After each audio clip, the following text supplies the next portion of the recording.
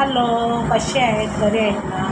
मी सुद्धा बरी आहे. तर तुम्हाला मैत्रिणीनो, आईनं मुलीची गोष्ट सांगितलेली आहे. आता सुनेची आणि सासूची गोष्ट सांगते. काय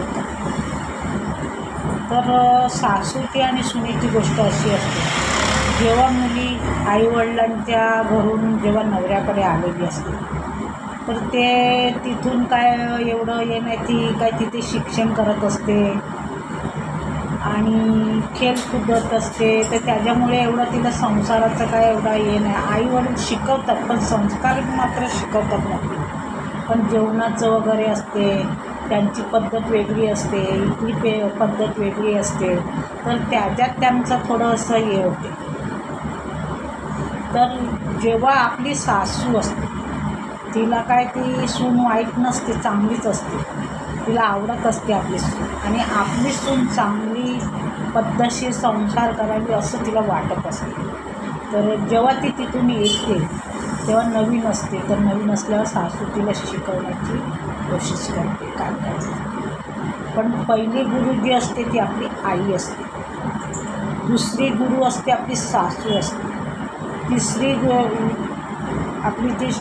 जी असते ती आपली विद्या असते. तिसरी गुरु असते ती आपली विद्या असते. आपण शाळेत जातात तिथे आपली विद्या शिकतात, ती आपली तिसरी गुरु असते. पण पहिली गुरु मात्र आईच असते. आईकडून आपण काय काय शिकलेले असते.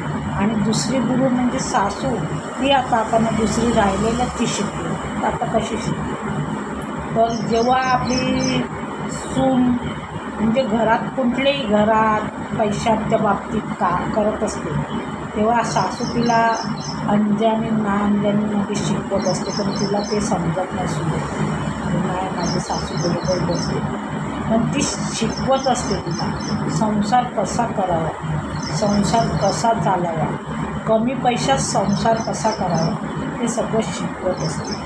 तर जेव्हा सून आपली घरात येते तेव्हा ती सुनेला सांगत असते, बेटा हे असं नको करू ना, हे असं केल्यावर असं होते. तर जेवण बनवताना कमी गॅस जेवण भाजीत मीठ कमी झाला, मीठ कमी आहे पण चालेल, पण जास्त नको टाकू. मीठ कमी असलं तर आपण परत टाकू शकतो, पण जास्त असल्यावर आपण ते खाऊ नाही शकत, अशी ती शिकवत असते. तर बाहेर उगीच पैसा वेस्ट करत असेल तर ती सासू टोकत असते, कारण नाही असं नाही करायचं, पैसे राहिले तर तुम्हाला नंतर कामाला येते, उगीच पैसा वेस्ट नाही करायचा, अशी सासू तुम्हाला शिकवत असते.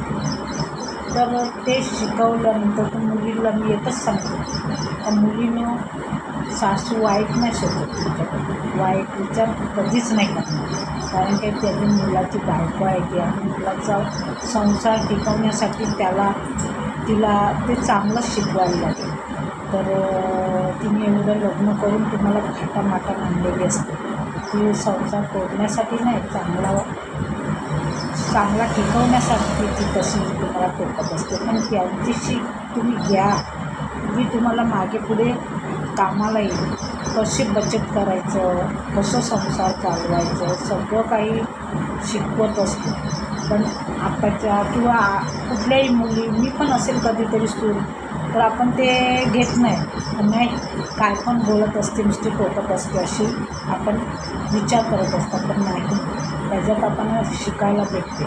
आणि ते शिकल्यानंतर सासू काय जिंदगीभर राहणार नाही, आपल्यालाच ते कामाला येणार आहे. तर मैत्रिणींना किंवा मुलींना सगळ्यांसाठी गोष्ट आहे. तर नक्की पहा, नक्की तुम्ही चांगली वाटली तर